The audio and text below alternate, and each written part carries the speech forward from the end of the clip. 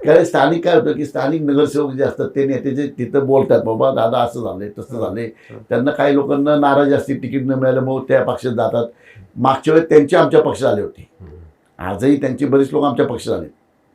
असं नाही की नाही आहे. म्हणजे वांजळे जे माझे आमदार होते, रमेश वांजळेंची मुलगी दादांच्या पक्षात होती ती आमच्याकडे आली.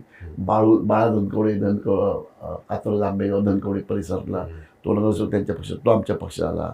असे बरेच दादांचे पण लोक आमच्या पक्षात आलेले, आमचेही त्यांच्याकडे गेलेत.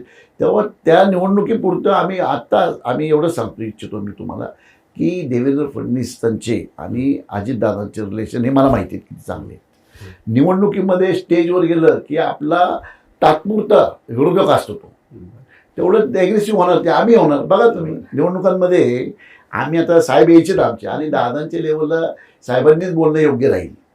मी बोलणं किंवा मुरली मोहनने बोलणं किंवा चंद्रकांत दादांनी ती आमची उंची अजितदादांना एवढी नाही.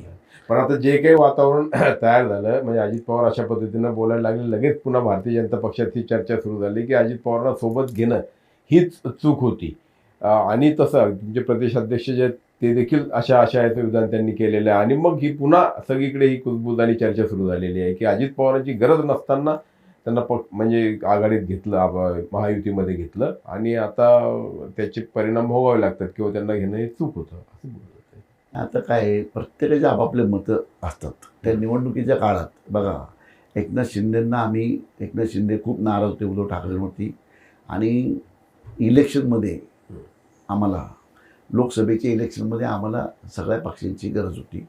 आम्ही उद्धव ठाकरे साहेबांची नाराजी आम्हाला त्यांच्या पक्षांतर्गत नाराजी न भेटणे किंवा न विचारणे किंवा विश्वास न घेणे ह्या सगळ्या गोष्टींमुळे एकनाथ शिंदे बाहेर पडले.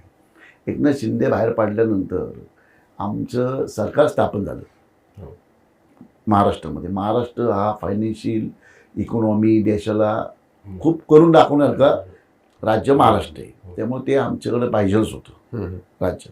म्हणून आम्ही एकनाथ शिंदेच्या मदतीने तेव्हाच कुठेतरी परत दागा फटका नको, त्यामुळे अजितदादांनाही आम्ही त्यावेळेस घेतलं. त्यावेळेस आम्हाला गरज होती, घेतली आम्ही.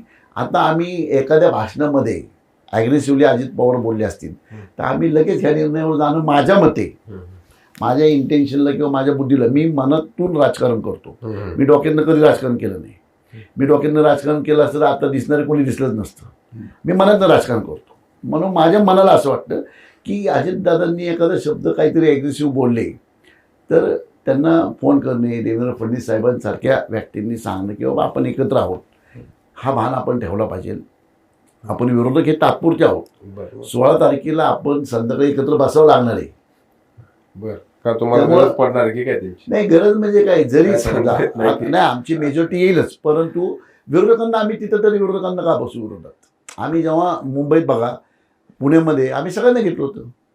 आता त्यांचे मित्र वाढले, त्यांचे आता परत आता शरदचंद्र पवार पक्ष राष्ट्रवादी जो आहे तो देखील त्यांचा मित्र आहे. आता त्यामुळे आता तुम्ही आमचा प्रादेशिक पक्ष कोणीही आमचा विरोधक नाही आहे. मी तुमच्या माहितीसाठी सांगतो, प्रादेशिक पक्षांना आमचं दार कायमचं खुलं आहे.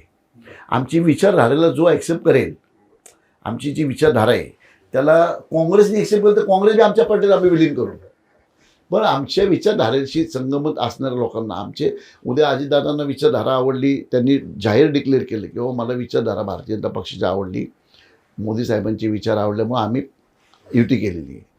आणि अशा वेळेस जर का वाटलं अजितदादांना तर आम्ही परत 16 तारखेला रात्री निकालाच्या दिवशी आम्हाला गरज वाटू न वाटू आम्ही अजितदादांबरोबर राहू. आम्हाला काय त्याच्याबद्दल म्हणजे त्यांचे काही निवडून येऊ, जे आता त्यांचे 28 आहेत 25 आहेत जे काही निवडून येतील ते पण आम्ही आमच्याबरोबर गाऊ. कारण आम्हाला दिल्लीमध्ये आम्ही एकत्र आहोत, राज्यामध्ये आम्ही एकत्र आहोत. शरद पवार पण काँग्रेस आमच्या विरोधक आहेत आत्ता, पण आमचे पारंपरिक शत्रू नाही आहेत. शरद पवारची विचारधारा जर बदलती विचारधारा शरद पवारची 78ला पण बदललेली आहे, 83ला. म्हणतात की राजकारणात कुणी कुणाला कायम शत्रूपेक्षा विचारधारा, आम्ही कोणाला शत्रू मानतच नाही. राजकारणात शत्रू हा एका देशातल्या अंतर्गत शत्रू नसतात, हे विरोधक असतात, विचारधारेचे विरोधक असतात. तर विचारधारा जर पवार साहेबांची बदलली ह्या निवडणुकीनंतर आणि ते आमच्यावर यायचं ठरलं तर आम्ही त्यांनाही घ्यायला बसलो.